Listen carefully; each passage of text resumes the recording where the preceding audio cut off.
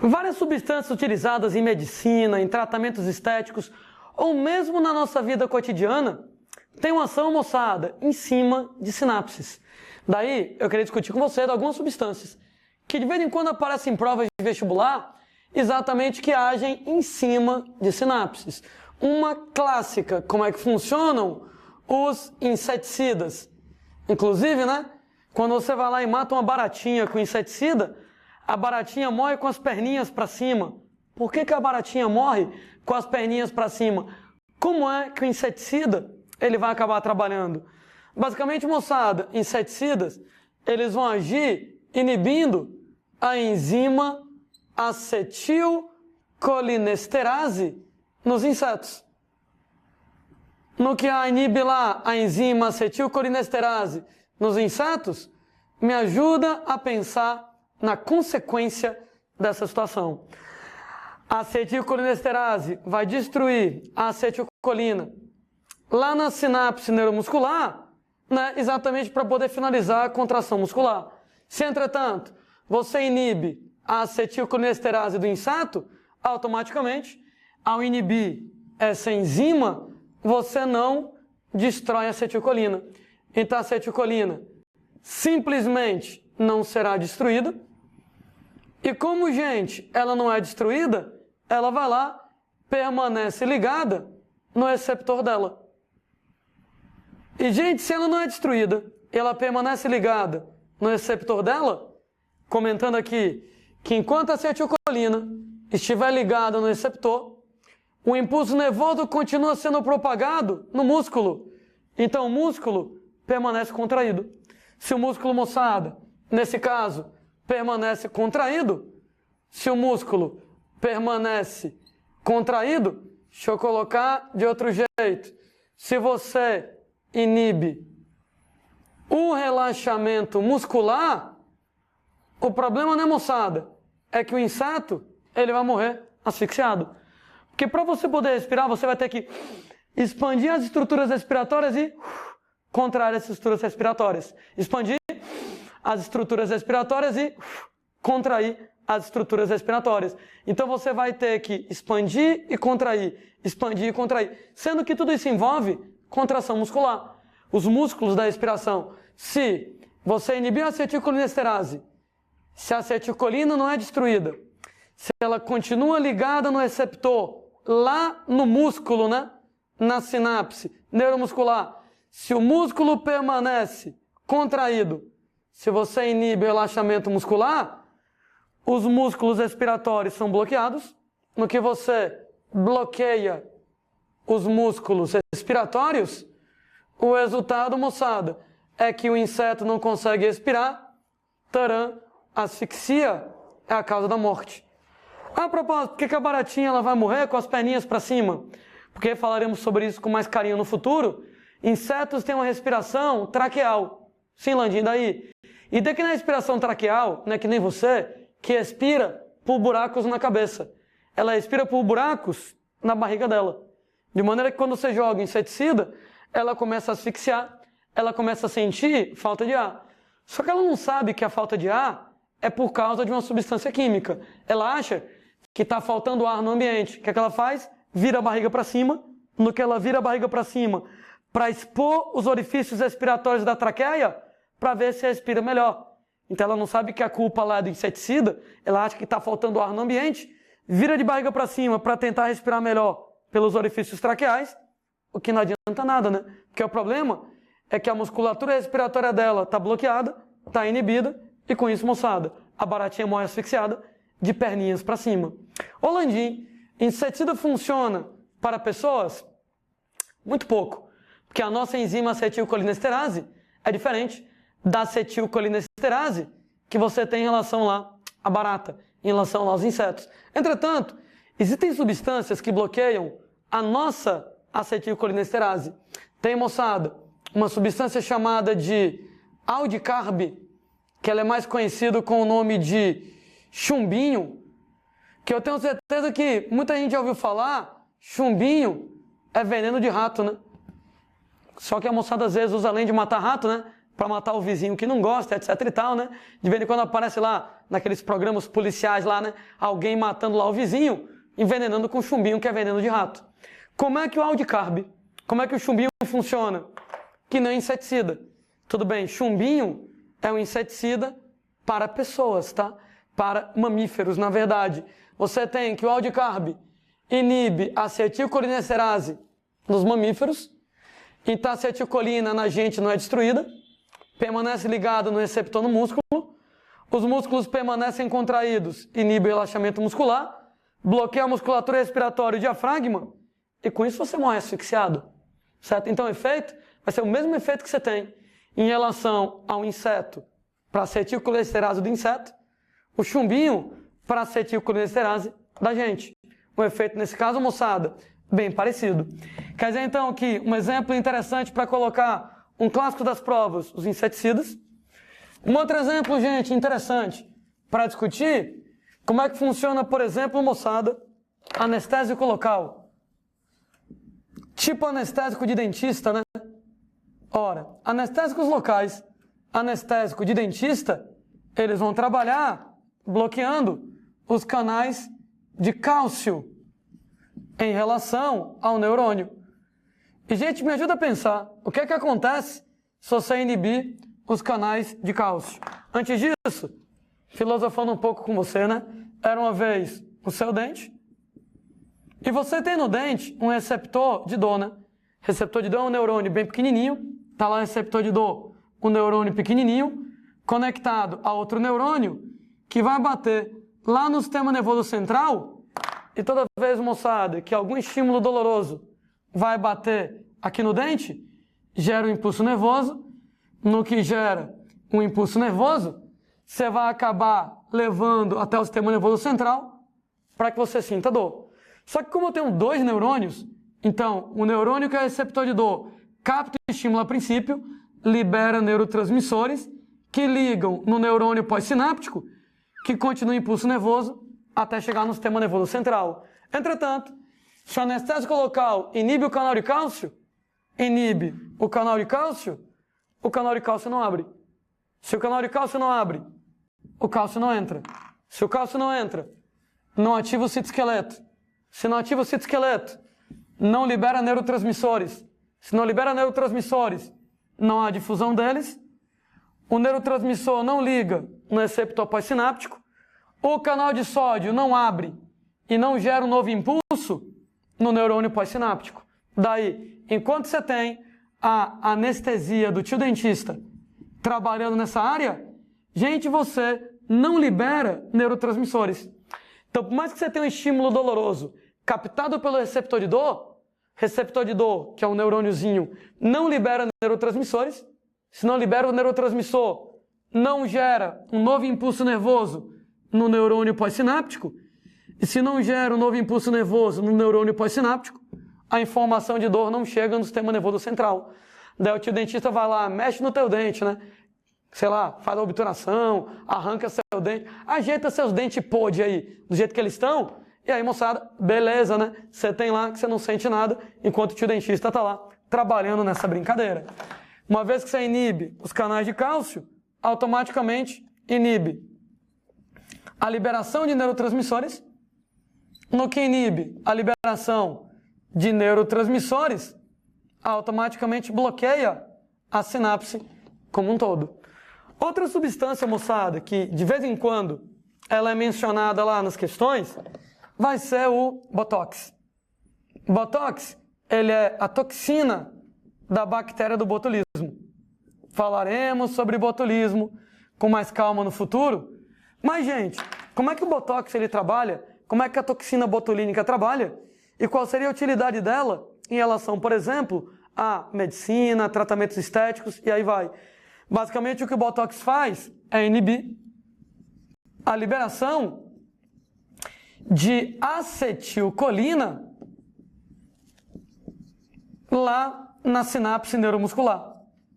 Eu lembro, né, que placa motora é exatamente onde você tem a sinapse neuromuscular, onde você tem a sinapse entre o neurônio e o músculo, a região onde os neurotransmissores se ligam. No caso do músculo se chama placa motora, e você tem que o Botox não deixa liberar acetilcolina nesse caso. Ora, se você não deixa liberar a acetilcolina, então a acetilcolina não se difunde, não liga na placa motora, no receptor pós-sináptico, então nesse caso não tem contração muscular. Ao inibir a liberação de acetilcolina, a acetilcolina não liga na placa motora, ela não liga no receptor pós-sináptico, nesse caso, no receptor pós-sináptico lá da placa motora, e no que não liga no receptor pós-sináptico da placa motora, automaticamente, moçada, não vai haver contração muscular. Simplesmente, nesse caso, inibe a contração muscular. No que inibe a contração muscular, gente, o músculo, ele acaba paralisando. É até interessante, né? Porque, de uma certa maneira, o Botox trabalha ao contrário do que o inseticida trabalha, mas o resultado final, ele é mais ou menos o mesmo, né? Porque olha que interessante. O inseticida, ele vai lá e bloqueia a musculatura, enquanto que o Botox, ele também bloqueia a musculatura, entretanto por motivos diferentes. O problema do inseticida é que ele inibe o relaxamento muscular, enquanto que o Botox inibe a contração muscular. Mas se inibe a contração muscular, bloqueia os músculos do mesmo jeito, na brincadeira. De novo, quando eu trabalho comparando a ação do inseticida com a ação do Botox, o inseticida inibe o relaxamento do músculo e, com isso, bloqueia a musculatura, enquanto que o Botox inibe a contração do músculo, nesse caso, também bloqueia a musculatura. Vou argumentar com vocês que o inseticida, ele vai promover uma paralisia muscular rígida. Nesse caso, moçada, paralisia muscular rígida, por quê? Porque o músculo, ele permanece contraído o tempo inteiro. No que o músculo permanece o tempo inteiro contraído, você não consegue mexer o músculo, você não consegue relaxar. Então ele fica paralisado, porque ele fica contraído o tempo inteiro. Paralisia muscular rígida, o músculo permanece contraído. Enquanto, gente, o Botox, ele vai acabar promovendo paralisia muscular flácida. Quando eu falo em paralisia muscular flácida, é que nesse caso você inibe a contração. Uma vez que você inibe a contração, o músculo fica todo mole, todo relaxado, tão relaxado que ele não consegue contrair. Por isso que eu digo, né, que o Botox e o inseticida, de uma certa maneira, tem o mesmo efeito. Paralisa o músculo, mas de maneira exatamente contrária, né?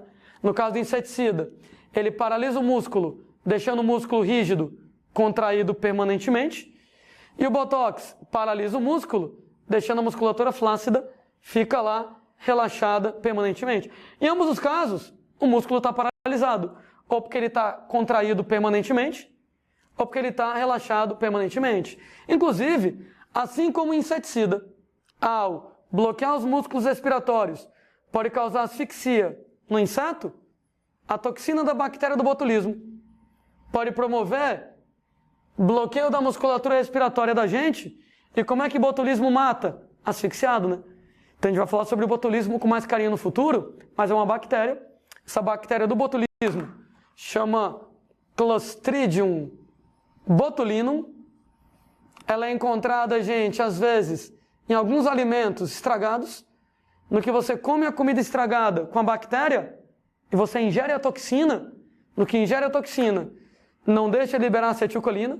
Se a acetilcolina não liga, inibe a contração no músculo. Nos músculos respiratórios, paralisa o diafragma e tu morre asfixiado.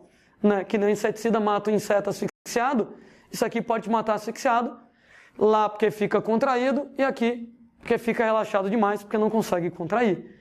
Só que, gente, galera estudando lá o botulismo, viu que essa toxina tinha algumas coisas interessantes em relação à medicina, né? Especialmente em relação a tratamentos estéticos.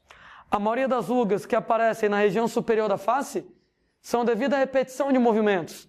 Então o Landim, ele franze muito a testa, e a testa do Landim, ela é toda riscada. Claro, também tem a ver com a idade, obviamente. Mas fato é que se isso aqui me incomodasse e eu quisesse tirar as rugas da minha testa, eu poderia aplicar Botox, a toxina do botulismo. Porque uma vez que eu aplicasse Botox na testa, ia inibir a contração dos músculos da testa, ia bloquear a musculatura da testa, e eu não conseguiria mais fazer isso.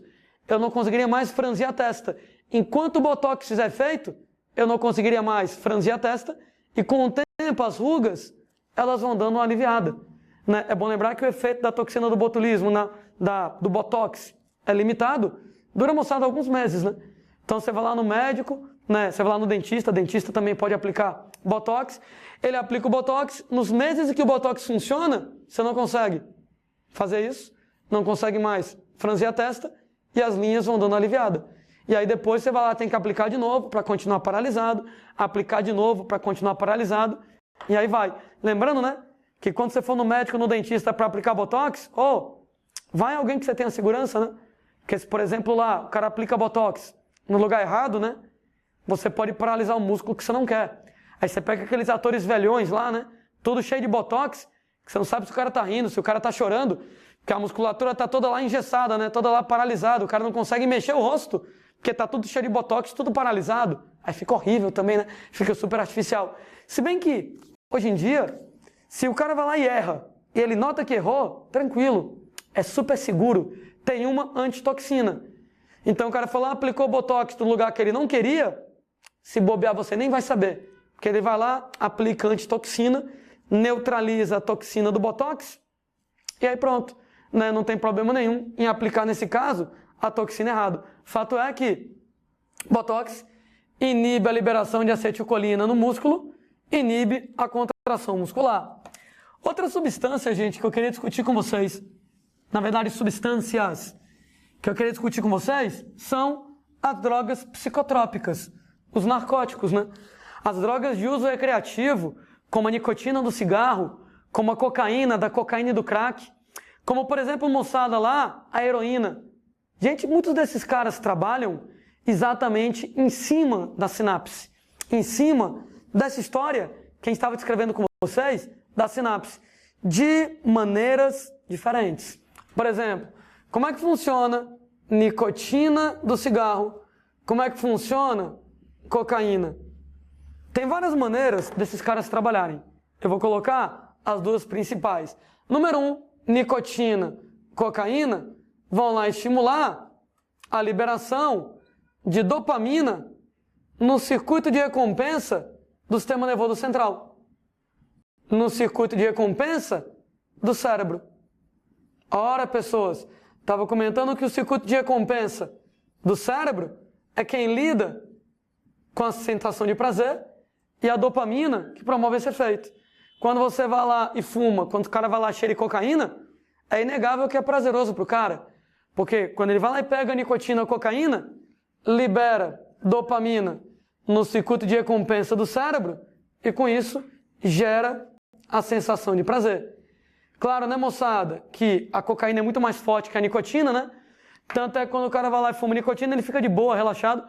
Quando o cara vai lá e usa cocaína, ele fica com tanta sensação agradável que ele fica eufórico. O cara fica lá ligado, o cara não cabe em si de tão ligado, de tanta dopamina que ele descarrega de uma vez. Então ele vai lá, na sinapse, o cara vai lá e acaba liberando quantidades de dopamina bem maior, muito mais dopamina, os receptores encharcados de dopamina no circuito de recompensa. O cara, moçada, vai potencializar a sensação de prazer. O cara, moçada, vai ficar eufórico, muito doido lá, por causa da dopamina. Só que tem outro detalhe. Lembra que eu estava comentando que para desligar a sinapse, eu tenho que remover o neurotransmissor? Ou eu vou destruir o neurotransmissor, ou eu vou, moçada, recaptar.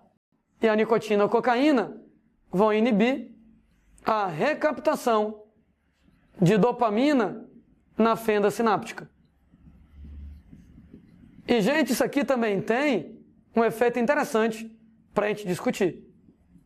Estava comentando que quanto mais tempo passa o neurotransmissor, mais ele vai ser destruído por aquelas enzimas. Daí, como é que é numa pessoa que não está fumando, que não está cheirando?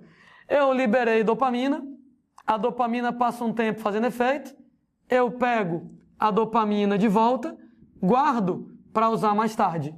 Se, entretanto, gente, o cidadão está lá usando nicotina, se o cidadão está lá usando cocaína, não vai, moçada, conseguir reabsorver. Então, ele não consegue recaptar para o neurotransmissor. Duas coisas. Se ele não consegue recaptar, isso quer dizer que a dopamina vai ficar aqui mais tempo. Se ela fica aqui mais tempo, ela fica mais tempo ligando nos receptores. E quanto mais tempo ela ficar se ligando no receptor, fica repetindo o impulso nervoso que dá prazer, a pessoa vai sentir prazer. Então, nesse caso, se inibe a recaptação de dopamina na fenda sináptica, a dopamina pode permanecer mais tempo ligando nos receptores, e no que ela permanece mais tempo ligando nos receptores, essa ligação não é irreversível, né? Liga, desliga, mas fica mais tempo ligando nos receptores do circuito de recompensa. No que permanece mais tempo ligando nos receptores do circuito de recompensa, eles, moçada, são mais estimulados. No que eles são mais estimulados, ora, aumenta o efeito da dopamina. No que aumenta o efeito da dopamina, aumenta a sensação de prazer. Então, intensifica o efeito da dopamina e com isso, gente, intensifica a sensação de prazer por parte do amigo.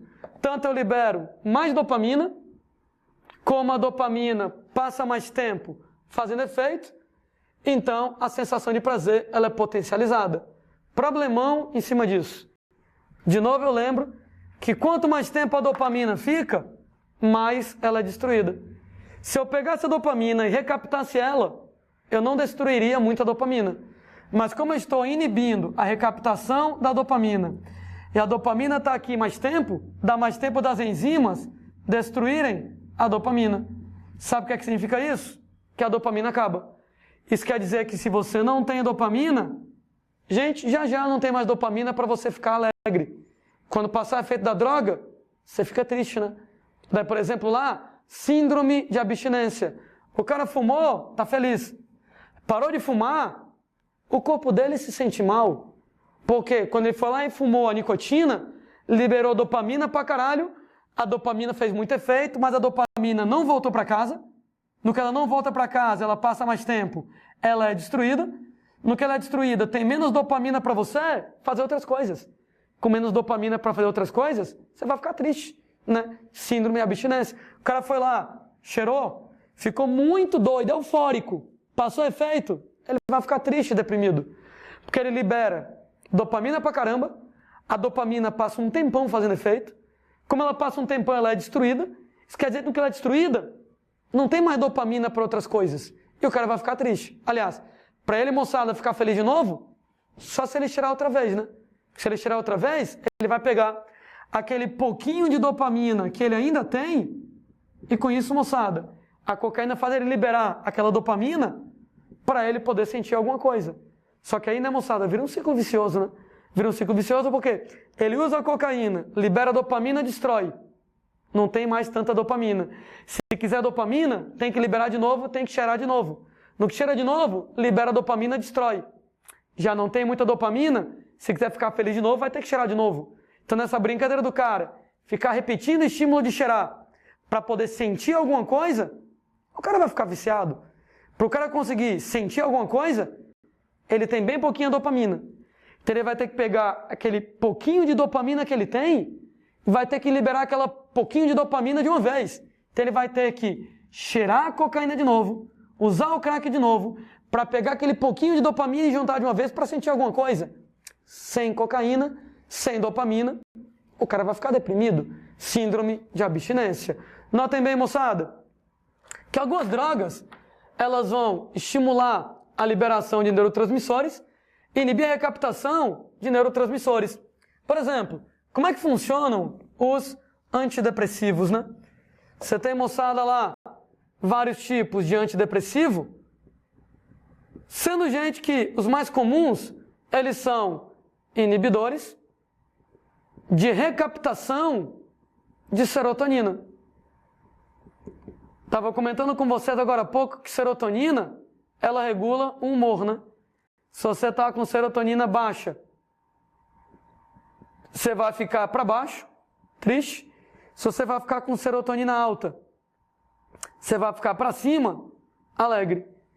E, gente, pelo amor de Deus, né? Depressão, claro, pelo amor de Deus, que não é frescura, não é uma doença como qualquer outra. E, gente, é um fenômeno químico. É químico. Quem está deprimido está com a química do cérebro alterado. Mas quando você está triste, sei lá, seu bichinho de estimação morreu. Porra, é uma merda. Então, claro que você vai ter uma queda de serotonina, que você vai ficar triste. Você tem motivo para isso. Agora, tem pessoas que mesmo sem ter um motivo, sem ter um fator causal, elas vão ter serotonina baixa. E com isso elas vão ficar tristes, mesmo sem motivo. Depressão. Daí, como nós não sabemos fazer a serotonina subir, o truque. Um antidepressivo inibe a recaptação de serotonina. Qual a ideia por trás disso? No que inibe a recaptação de serotonina, a serotonina, ela fica mais tempo na fenda sináptica. Se ela fica mais tempo na fenda sináptica, aumenta o tempo de efeito da serotonina, aumenta o efeito da serotonina e com isso melhora o humor.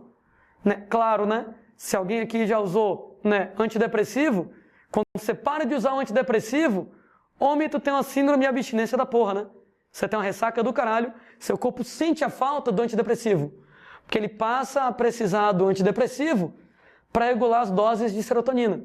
Mas é o jeito. Você meio que vai ficar viciado, quimicamente dependente de serotonina para poder funcionar direito. Mas, infelizmente, é o jeito. Fato é, se inibe a recaptação de serotonina, a serotonina passa mais tempo na fenda sináptica, ela passa mais tempo fazendo efeito. No que ela passa mais tempo fazendo efeito, compensa a pessoa ficar mais alegre. Eu compenso a falta de serotonina com a serotonina fazendo efeito por mais tempo. Eu não sei fazer a serotonina aumentar de quantidade. Nós não sabemos fazer você produzir mais serotonina. O que eu posso fazer é inibir a recaptação de serotonina. Então, a serotonina passa mais tempo na fenda sináptica, ela passa mais tempo fazendo efeito, e no que ela passa mais tempo fazendo efeito, a gente vai compensar a pobreza de serotonina, com ela fazendo efeito por mais tempo, melhora o humor. Né? Ou seja, o mesmo princípio lá da nicotina, da cocaína, com a dopamina, o antidepressivo tem com a serotonina. Claro que você não tem que saber isso aqui de qual, apenas um exemplo que eu estou colocando. Da nicotina, da cocaína, tem que saber sim, para quem vai fazer provas doidinhas, que eu já vi isso sendo cobrado em prova. Você tem, por exemplo, gente, drogas como, por exemplo, a heroína. A heroína imita um neurotransmissor chamado de endorfina. Não tinha falado, moçada, sobre endorfinas? Mas, gente, a heroína imita essas endorfinas, que são substâncias que dão a sensação também de prazer, que dão a sensação também de relaxamento. Endorfina é dado para ser liberado depois de atividade física, né? Daí, assim como tem gente que vicia em heroína, tem gente que vicia em atividade física, né? Você vai lá correr, ir para academia, né? Alguma coisa do gênero. Você sofre lá na sua corrida, na sua academia. Putz, mas termina lá a corrida. Termina lá a sessão de musculação, de crossfit, seja lá o que você fizer. Dá aquela sensação boa, né, gente? Dá aquela sensação boa. Porque depois de situações extremas, como por exemplo é a atividade física, a corrida, a academia, o corpo libera endorfina para te dar uma relaxada. Claro que tem gente que vicia nisso, né? Tem gente que é viciado em corrida, tem gente que é viciado em academia. Na verdade, o cara é viciado na endorfina. E a heroína imita isso. Daí quando o cara vai lá e usa heroína, a heroína imita as endorfinas, prazer, relaxamento. Só que a heroína é muito mais forte, né? Tanto é que quando o cara vai lá e usa heroína, né, diz que a coisa mais prazerosa que alguém pode ter na vida é usar heroína. Diz que é melhor do que sexo, que é melhor do que qualquer coisa que você possa imaginar. Diz que a heroína é melhor, né? Extremamente viciante. Com uma coisa que é tão boa assim, chega a ser perigosa, que o cara não quer mais nada da vida. Ele só vai querer heroína para o tempo inteiro ficar curtindo lá a lombra da heroína, imita a endorfina, dá sensação de prazer. Então, várias drogas psicotrópicas agem na sinapse, estimula a liberação de neurotransmissores, inibe a recaptação de neurotransmissores ou imita um determinado neurotransmissor.